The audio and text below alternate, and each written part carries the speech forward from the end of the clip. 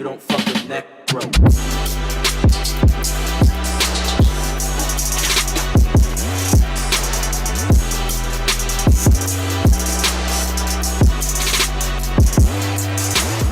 Welcome back everyone, and it's time to go balls deep with my analysis for the latest Black Clover chapter, and boy, it was a doozy. So if you're an anime only watcher, please read the goddamn manga and join the community, because all of us right here, right now, let's applaud ourselves everyone. Come on guys, join in on the applause by commenting the emoji, because we all be feeling good right now on how lit Black Clover has become.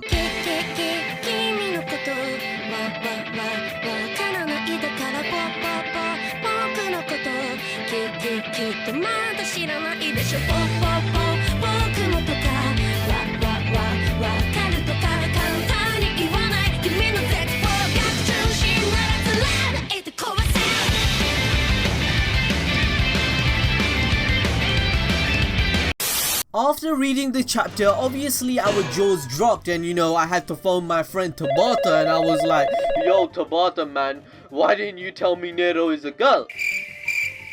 The first visit king theory came true, but you didn't tell me about Nero. I had my speculations, of course.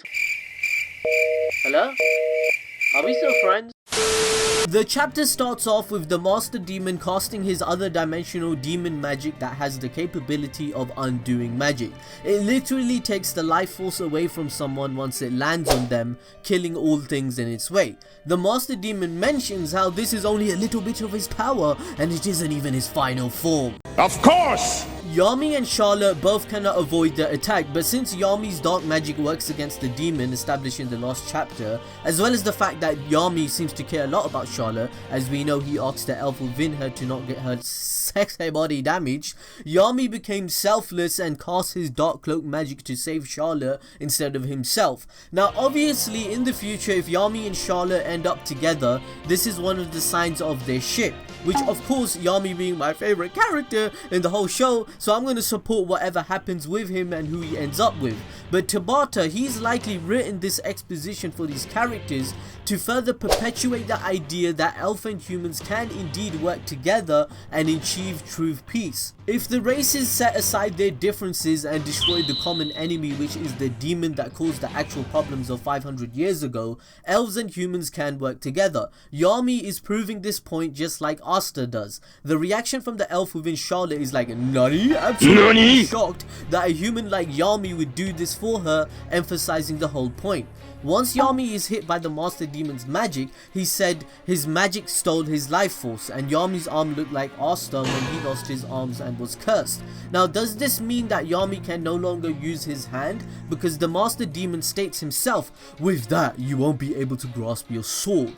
So this means once Yami returns to the real world, maybe in this arc or in the future, I don't know what's gonna happen, but will Yami cut his own arm off? Or will he go to the Witch Queen to heal this cursed magic just like she helped Asta? Maybe even the first Wizard King or Nero can help in this situation and tell Yami how to heal his arm, because they have dealt with the devil before.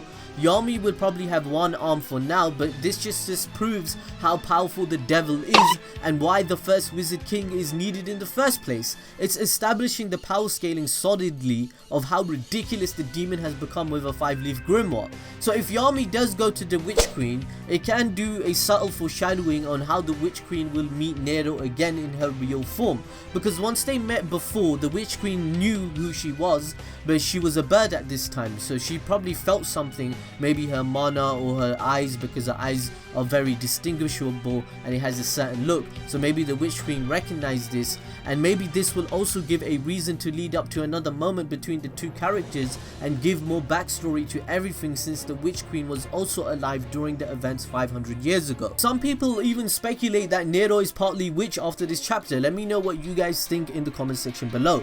But anyway, the Master Demon also says that his magic can swallow up humans, elves and all living things. The devil says things, meaning more than one, right? So this tells us that there must be more races, and we know this for a fact because Charmy is half dwarf. Dwarf race exists in Black Clover and Charmy is 19 years old, so we therefore know for a fact that there is a dwarf that did exist 19 years ago that helped give birth to Charmy. Also, the information that we know of the dwarves is that they were an ancient race that lived alongside the elves and humans revealed in manga chapter 194.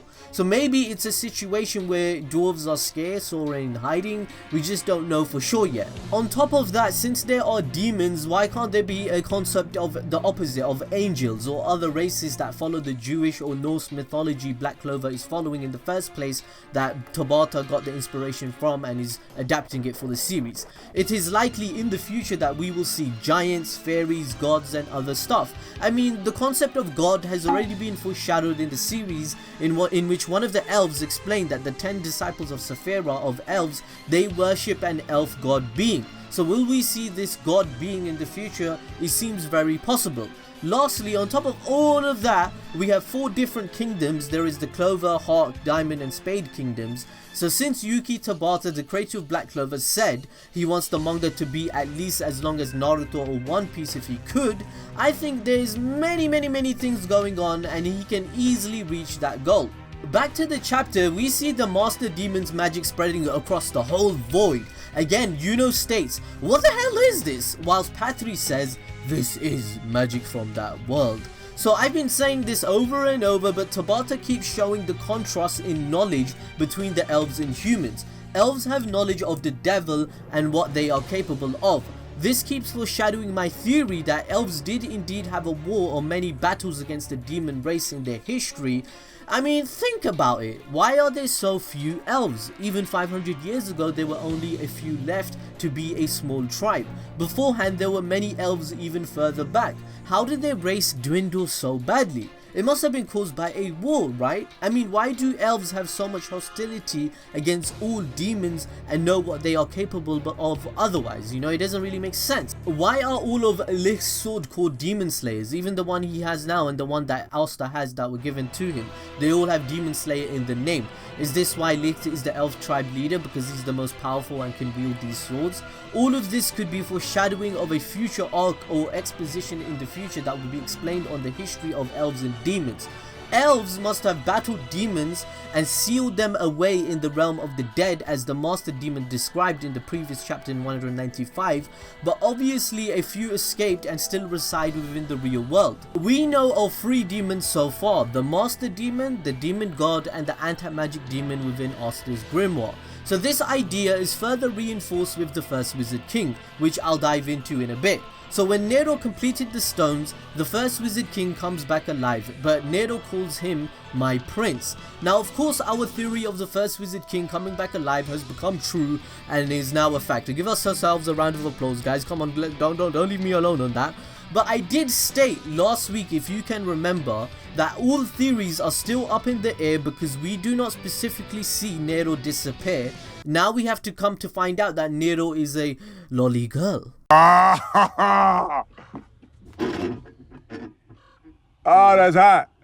That's hot. Nero calls the first Wizard King my prince. So this must mean the first Wizard King and Tetia were of noble status or royals. The nobles and royals of the past are the ones the devil used to betray Licht and the first Wizard King 500 years ago.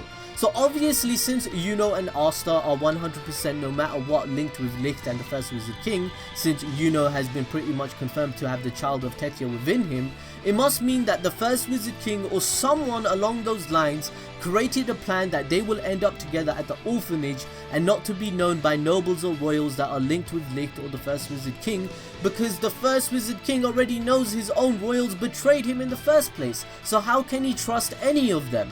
What if the first Wizard King, being of noble status and a prince, asked his lineage and progenies of 500 years ago to make sure Asta and Yuno are looked after, since he created this plan in the first place to face the devil, to defeat him in the first place? He wanted Nero to do all of this to bring him back alive, right? In fact, this can hold some weight, because Sister Lily may be of noble status that we do not know of yet, and she might be part of the first Wizard King's plan. What if Lily has become an elf even, and we don't even know since her ears are always covered and she's a nun? What if Lily is part of the same royalty that the first Wizard King and Tetia is from, and she's doing her part of by helping in the plan? They cannot trust other families since they are the ones that betrayed them 500 years ago, and it's obvious Lily isn't normal since the elves stated that she has tremendous power for a human being. On top of all of this, when Asta and Yuno were left at the orphanage, they had expensive clothing on and royalty noble text on their shirts with their names. And since we know that the first Wizard King is a prince now, what if Tabata thought of all of this through from the very beginning, that the first Wizard King of noble status, who was a prince that created the plan that these two will be saved by him, and he named them. Anyways guys, that's just a loose thought and an anime balls deep theory. So the first Wizard King also states that his magic is not perfect, so he's suffering the same problem as his best friend Licht. However, as I've stated many times, the first Wizard King will now explain in the future chapters on what happened the day the devil attacked them and provide the truth on how the elf tribe died. He will explain to others on how to defeat the devil, since he helped in the battle 500 years ago, as well as help form the idea that there should be no discrimination or racism. Licht and the first Wizard King will agree with Asta on how the elves and humans should work together in the future and build a better tomorrow. I bet you 100% this will happen. Type Asta is a homie in the comments if you agree with me. Anyways, it doesn't really make sense that the first Wizard King stays alive 500 years in the future. He's gonna do his part and probably disintegrate and leave, right? It's kind of like Edo Tensei. Also, as I was saying, the first Wizard King basically says, so he's gotten a body, referring to the demon. So this goes back to what I was saying, the people know about the demon and the people of today have lost this knowledge, and the theory we created has come true, that the first Wizard King goes with Nero to help the others against the devil. However, the first Wizard King does say something really interesting. He says, before my death, I had her seal me with her imprisonment magic. So this means the first Wizard King 100% did die in the past, and Nero became a bird for 500 years as a result. So everyone is basically speculating that Nero may be the mother of Asta, but that doesn't really make sense to me, and it has a lot of counter arguments, and I debunked it on live stream.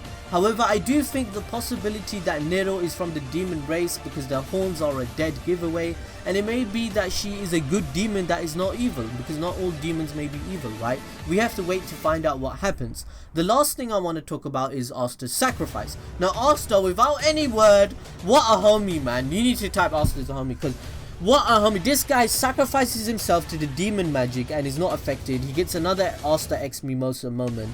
Now this got me thinking a lot on why is this the case, besides plot armor of course, because all other magic works on Asta. Why does this magic specifically only work on people with mana?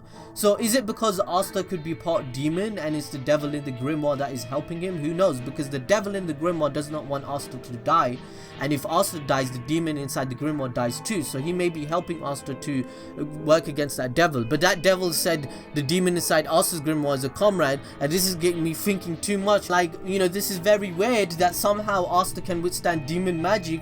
This just means he will have to have the final blow and the person that defeats the devil in the end, it seems. The devil in the Asta's grimoire is gonna help Asta defeat this demon, I think. He's gonna betray him. It doesn't make any sense on how Asta can survive this demon magic because he has no mana. That's just so much plot armor. And I've already explained what I think about that on live stream, and I don't want to do it in this video because it will get too long. But let me know what you guys think. And I'm not stupid. I know what the manga said, that yeah, I know what it said, but I'm gonna reserve my judgment for now. So I'll see you guys next week as usual. Follow me on Twitter or Instagram, and I'll see ya